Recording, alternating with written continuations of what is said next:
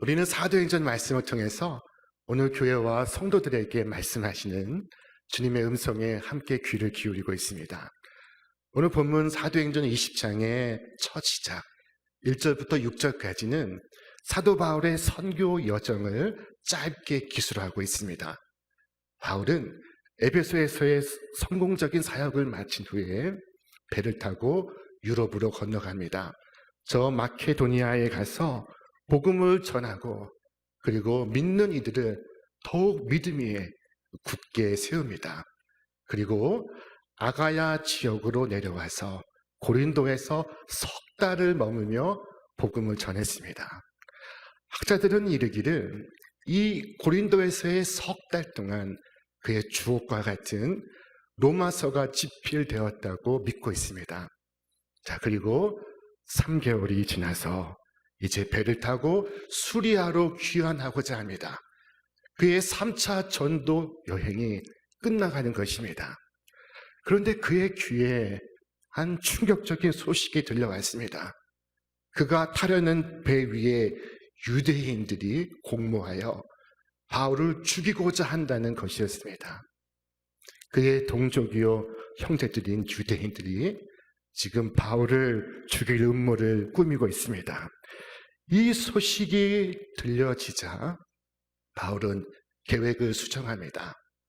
다시 북쪽 마케도니아로 올라가서 그곳의 수도였던 빌립보에서 배를 타기로 계획한 것입니다.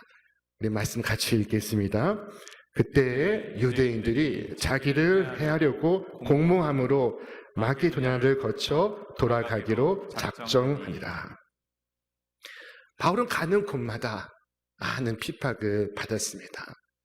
그의 복음 사역은 평안하게 무탈하게 아무 회방 없이 이루어졌던 것이 아닙니다.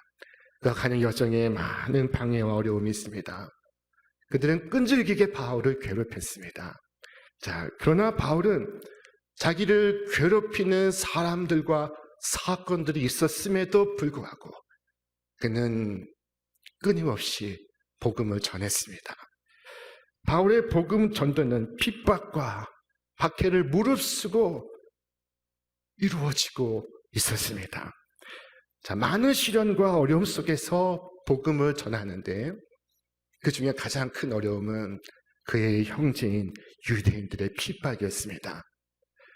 자, 여러분, 사탄이 우리를 공격할 때 사탄은 자신이 벌이는 악한 일을 혼자서 행하지 않습니다. 반드시 사탄은 사람을 고용합니다. 자, 삼손이 나실인의 규정을 어기고 그의 머리카락이 잘리울 때 그는 아무 힘도 쓰지 못하게 되었습니다. 그때 마귀는 삼손이 사랑하였던 한 여인을 사용하고 있었습니다. 사탄은 때로 한 사람을 넘어뜨리기 위하여 그의 형제를 내세우기도 하고 그의 친구를 들어 사용하기도 합니다. 다윗이 이런 악에 대하여 얼마나 슬퍼하였는지 그는 이렇게 기록하였습니다. 나를 책망하는 자는 원수가 아니라 원수일진데 내가 참았으리라. 나를 대하여 자기를 높이는 자는 나를 미워하는 자가 아니라 미워하는 자일진데 내가 그를 피하여 숨었으리라. 그는 곧 너로다. 나의 동료, 나의 친구요, 나의 가까운 친으로다. 우리와 같이 재미있게 의논하며 우리와 함께하여 하나님의 집 안에서 다녔다 라고 말씀하고 있습니다. 교활한 마귀는 어떤 하수인을 선택해야 할지를 잘 알고 있습니다. 때로는 여러분의 친구를, 때로는 여러분의 지인을 사용할 수 있습니다. 사탄이 또 얼마나 간교한지는 어느 때 우리에게 접근한지를 보아도 알 수 있습니다. 사탄은 우리가 홀로 있을 때, 우리가 외로울 때 우리에게 다가와 우리의 마음을 흔들어 놓습니다. 하와를 보십시오. 하와가 홀로 있을 때 그녀에게 접근하지 않았습니까? 자, 그러나 오늘 본문을 보십시오. 여러 사람들이 지금 바울과 함께하고 있습니다. 우리 말씀을 같이 읽겠습니다. 아시아까지 함께 가는 자는 베레아 사람 브로의 아들 소바더와 데살로니가 사람 아리스다고와 세군도와 더베 사람 가이오와 및 디모데와 아시아 사람 투기고와 드로피모라. 바울에게 여러 동역자들이 함께하고 있음을 우리는 볼 수 있습니다. 이들은 서로에게 힘이 되어주고 있었습니다. 여러분, 우리의 믿음의 여정에도 이러한 동역자들이 필요합니다. 서로가 같이 있어 서로를 지지하고 서로의 도움이 되고 함께 위로를 주고받으며 승리하는 삶을 살아갈 수가 있습니다. 자, 그처럼 바울의 선교 여정에 여러 사람들이 함께 참여하고 있습니다. 동역하고 있습니다. 서로를 지지하고 있습니다. 그리고 그들의 이름이 성경에 등장하고 있습니다. 생명책에 등재되고 있습니다. 여러분, 이와 같이 여러분과 저의 이름도 생명책에 기록되기를 주님의 이름으로 축원합니다. 마침내 바울은 저 마게도니아 빌립보에서 배를 타고 아시아로 건너갑니다. 자, 그리고 도착하여 그곳에서 말씀을 전합니다. 그 주간의 첫날에 우리가 떡을 떼려 하여 모였더니 바울이 이튿날 떠나고자 하여 그들에게 강론할세 말을 밤중까지 계속하매. 그 주간의 첫날이란 주일을 가리킵니다. 토요일이 아닌 주일을 가리키는 것입니다. 이 본문은 그리스도인들에게 안식일이 아닌 주일날 예배를 드렸다는 것을 증거하는 첫 번째 본문입니다. 자, 바울은 이 주일이 지나면 이튿날 아침 떠날 것입니다. 다시는 돌아오지 못할 수 있습니다. 그것은 그의 고별 설교였습니다. 고별 설교는 모두에게 특별한 의미를 갖습니다. 많은 뜻을 담고 있습니다. 바울은 주일에 모인 성도들에게 하나님 말씀을 전했고 그의 마지막 강론은 밤 늦게까지 지속되고 있었습니다. 날이 밝으면 그는 길을 떠나 다시는 돌아오지 못할 것입니다. 그의 공식적인 선교 여정은 3차로 끝나게 될 것입니다. 바울은 간절한 마음을 가지고 밤새도록 하나님 말씀을 증언하고 있습니다. 자, 밤이 깊어지자 사람들은 등불을 켜두었습니다. 그 등불 아래에서 하나님 말씀을 듣고 있습니다. 바로 그때였습니다. 그때 유두고라 하는 청년이 창틀에 앉아 있다가 그 창가에서 졸기 시작했습니다. 그의 졸음은 깊어져 갔습니다. 그는 아침내 졸음을 이기지 못해서 깜빡 잠이 들었습니다.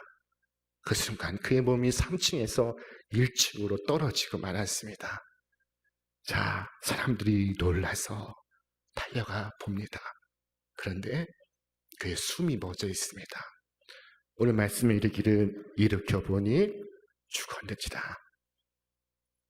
여러분, 우리 사회에서 사람이 죽었다는 것을 판정할 수 있는 사람은 오직 한 부류의 사람뿐입니다. 자, 누구겠습니까? 바로 의사들입니다. 의사만이 삶과 죽음을 판정할 수 있습니다. 이 사도행전을 기록한 사람이 누구입니까? 누가입니다. 누가의 직업이 무엇입니까? 의사입니다. 의사 누가는 그가 죽었다고 선고하고 있습니다. 기절한 것이 아닙니다. 죽었습니다. 이 사건은 사람들에게 큰 충격을 가져왔습니다. 여기까지 본문을 읽으시고 그동안 설교 중에 조셨던 분들은 아마 큰 충격으로 받아들이라 생각이 됩니다. 설교 중에 졸면 죽는다. 자, 이런 위협적인 말씀으로 받아들이지 않기를 바랍니다. 여러분 졸더라도 교회까지 나오십시오. 집에서 주무시는 것보다 예배 중에 주무시는 것이 얼마나 단지 모릅니다. 여러분 졸려도 예배 자리로 나오십시오. 내 배우자가 상습적으로 졸아도 꼭 데리고 나오십시오. 베드로도 졸았습니다. 주님께서 그를 언제 깨워 어떻게 사용하시는지 우리는 알 수 없습니다. 놀라운 변화가 일어날 것입니다. 오늘 유두고는 깊은 잠에 빠져들었습니다. 무엇이 그를 이렇게 잠들게 하였을까요? 자, 그것은 첫째, 그가 말씀의 깊은 의미를 깨닫지 못하고 있었습니다. 여러분 잘 아시는 것처럼 예수님도 마지막 만찬에서 내가 십자가를 지리라 말씀하셨습니다. 예수님은 마지막 시간 유언하듯이 말씀을 증언하셨습니다. 그런데 듣는 자들은 말씀을 깨닫지 못하고 있었습니다. 그래서 겟세마네 동산에서 예수님께서 기도하실 때 그들은 쿨쿨 잠들었지 않았겠습니까? 자, 심각한 말씀을 심각하게 받지를 못했던 것입니다. 오늘 본문에서도 마찬가지입니다. 바울은 심각하게 이제 마지막이다. 다시는 내 얼굴을 보지 못하리다 하면서 한마디 한마디 신중하게 말씀을 증거하고 있었습니다. 그러나 듣는 사람은 그렇게 듣지를 않았던 것입니다. 자, 한번 상상을 해 보십시오. 오늘 이 자리에 모인 예배가 나의 마지막 예배라면 여러분 졸 수 있겠습니까? 자, 유두고는 왜 졸았습니까? 두 번째, 그는 피곤했기 때문입니다. 오늘 말씀에 이르기를 유두고로 하는 청년이 창에 걸터 앉아 있다가 깊이 졸더니 바울이 강론하기를 더 오래 함에 졸음을 이기지 못하여. 그는 졸음을 이기고자 했었습니다. 꼬집기도 해보고 머리를 흔들어 보기도 하고 뺨을 때려 보기도 했을 것입니다. 그러나 졸음을 이기지 못했습니다. 내려오는 무거운 눈꺼풀을 들어 올릴 수가 없었습니다. 여러분 천하장사도 이 눈꺼풀을 들어 올릴 수가 없습니다. 모인 시각이 저녁이었는데 아마도 이 청년은 낮에 힘써 노동을 하였던 것으로 보입니다. 자, 그리고 집회에 참석했으나 이 세상에 그 어떤 것보다 무거운 눈꺼풀을 들어 올리지 못하고 있었습니다. 자, 역사가들의 말에 의하면은 이 유두고는 당시 노예들의 흔한 이름이었다고 합니다. 자, 이 유두고는 노예로서 하루 종일 무거운 노동을 했을 것입니다. 그리고 저녁 집회에 참석했습니다. 종이었던 청년은 하루 종일 일을 하다가 저녁 시간이 되어 예배를 드리고 있습니다. 그런데 사람들이 많아서 그 다락방에 그가 저 창가 그 창틀에 걸터 앉아서 예배를 드립니다. 그 쏟아지는 열기와 몸의 피로로 졸음을 이기지 못하고 그는 그만 창 밖으로 떨어지게 되었습니다. 여기서 떨어지다라는 이 헬라어 단어는 핍토입니다. 핍토는 절망하다, 낙심하다, 포기하다 하는 의미를 가지고 있습니다. 유두고는 생명이 끊어졌습니다. 사람들은 그가 죽은 것을 보고 소란을 피웁니다.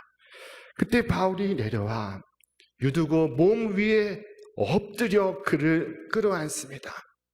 그리고 말합니다. 떠들지 말라. 생명이 그에게 있다. 여러분, 사람들은 되게 문제를 만나면은 부정적인 이야기를 떠들기 쉽습니다. 회당장 야이로의 딸이 죽었을 때 사람들은 울며 불며 야단 법석을 피웠습니다. 예수님께서 떠들지 말라 말씀하셨습니다. 그래도 그들의 비난이 그치지 않자 다 물러가게 하신 후에 예수님께서 소녀에게 말했습니다. 소녀야, 일어나라. 여러분, 믿는 사람들은 문제를 만났을 때 침착해야 합니다. 어떤 일이 있어도 부정적인 말을 하지 말고 주님 앞에 나아가 엎드려야 합니다. 엎드려 기도하면 주님께서 반드시 응답하여 주십니다. 바울은 떠들지 말라 했습니다. 소란을 피우지 말라. 그리고 바울은 유두구의 몸 위에 엎드렸습니다. 이 엎드리다라는 말의 헬라어가 에피핍토입니다. 핍토에 에피라는 접두어가 붙은 것입니다. 그래서 이 단어의 의미는 덮다, 엄습하다, 밀어닥치다는 의미를 가지고 있습니다. 하나님의 생명이 바울을 통해서 사망을 덮고 있습니다. 사망 위에 떨어지고 있습니다. 생명이 사망을 밀어붙이고 있습니다. 바울이 죽은 유두구의 몸을 안는 그 순간 생명이 찾아오고 있었습니다. 유두구를 아는 것은 바울의 팔이나, 그러나 바울의 팔을 통해서 그리스도께서 그를 안고 있었습니다. 자, 여러분, 우리는 하루 종일 세상에서 나아가 이 한 주간 이 세상 속에서 고된 삶을 살다가 피곤과 괴로움과 상처와 갈등을 끌어안고 예배 자리에 나옵니다. 예배 자리에 나왔으나 중심에 들어가지 못하고 저 창가에 앉아 있습니다. 우리는 유두고와 같습니다. 우리는 절망하는 유두고와 같습니다. 자, 유두고는 그렇게 끝나는 것처럼 보였으나 그러나 예배 속에서 예수 그리스도께서 생명으로 그 위에 강림하십니다. 그의 절망을 덮습니다. 자, 이것이 예배 속에 일어나는 사건이었습니다. 타락에서 떨어져 생명이 끊어진 유두고에게 하나님의 은혜가 그를 덮고 그에게 다시 사는 역사가, 소생하는 역사가 펼쳐지고 있었습니다. 치유와 회복의 역사가 이루어지고 있었습니다. 이래서 예배는 영광스러운 순간입니다. 일주일에 한 번 모여서 드리는 이 예배는 너무도 우리에게 소중한 순간입니다. 이런 예배 속에서 절망을 딛고 다시 일어섭니다. 절망 중에 우리를 덮으신 하나님의 은혜를 힘입어 다시 소생합니다. 유두고는 죽었지만 그러나 이제는 살아있습니다. 그가 죽었다는 것에 어떠한 흔적도 다시는 그에게서 찾을 수가 없었습니다. 여러분, 오늘 여러분도 삶에 쫓겨 피곤하고 지친 가운데 겨우 찾은 예배에서, 예배의 자리에서 하나님의 살아계심과 회복하게 하심을 경험한 적이 있습니까? 깊은 위기의 밤, 절망의 순간에 드리는 예배 가운데 하나님의 은혜가 여러분의 심령을 덮으시기를 주님의 이름으로 축원합니다. 죽은 사람이 살아나자 드로아에 사는 성도들이 큰 위로를 받습니다. 오늘 말씀이 이르기를 사람들이 살아난 청년을 데리고 가서 적지 않게 위로를 받았더라. 죽은 유두고가 살아나자 슬픔이 변하여 기쁨이 되고 절망이 변하여 희망이 되었으며 문제가 변하여 축복이 되고 있었습니다. 사람들은 살아난 유두고 속에서 주님의 생명을 보았습니다. 여러분, 구원이 무엇입니까? 구원이란 주님 안에서 새 생명으로 거듭나는 것이 아니겠습니까? 이 유두고라는 이름의 의미는 럭키입니다. 자, 여러분, 운이 없어서 유두고가 떨어진 것처럼 파멸과 절망에 떨어졌다고 생각이 될 때, 여러분, 이 예배 자리에서 럭키한 사람으로, 행복한 사람으로 다시 태어나시기를 주님의 이름으로 축원합니다. 자, 바울은 청년을 안고 기도했습니다. 그 옛날 우리의 어머니는 우리를 등에 업고서 기도를 하셨습니다. 새벽 미명에 성경책을 끼고 정종걸음으로 새벽 예배를 나가시고 하루 일과를 마치시고 늦은 밤 철야 예배에 참석하셔서 자녀들의 이름을 되풀이하며 기도하셨습니다. 그리고 그 예배를 통하여 어두운 그림자가 물러가고 있었습니다. 절망이 이 땅에서 사라지고 있었습니다. 소망이 깃들고 있었습니다. 여러분, 세상에 대해서 불평, 불만하는 일에 지나치게 시간을 허비하지 않기를 바랍니다. 우리의 삶은 하나님과의 관계가 결정하는 것이지 환경이 결정하는 것이 아닙니다. 우리 예배 속에 울음이 변하여 찬송이 되고 슬픔이 변하여 기쁨이 되고 그리고 눈물뿐인 길이 감사와 찬양으로 가득하기를 주님의 이름으로 축원합니다. 그 밤 바울은 그 소동이 있었음에도 불구하고 하나님 말씀을 태어나게 이어갑니다. 그대로 설교를 계속합니다. 그 꺾이지 않는 열정에 반복하지 않을 수 없습니다. 그것은 성도들도 마찬가지입니다. 소란은 있었으나 그들은 계속해서 하나님 말씀에 귀를 기울입니다. 사실 그 밤에 피곤하지 않은 사람이 왜 없었겠습니까? 그 밤에 졸립지 않은 사람이 오직 유두고뿐이었겠습니까? 자, 바람이 드는 창가에서도 졸았는데 한가운데에서 예배를 드리는 사람은 졸립지 않았겠습니까? 밤이 깊어서 다락에 불을 많이 키웠다고 말씀하고 있습니다. 당시에 이 불은 형광등이 아닙니다. 수건을 둘둘만 막대기에 불을 붙인 횃불을 말하는 것입니다. 그래서 이 방 안에 공기가 탁하고 무겁습니다. 그럼에도 그들은 집중하고 있었습니다.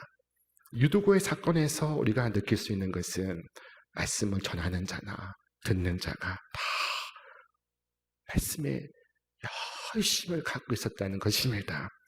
그 밤 그 성도들은 밤이 새는 줄을 몰랐습니다.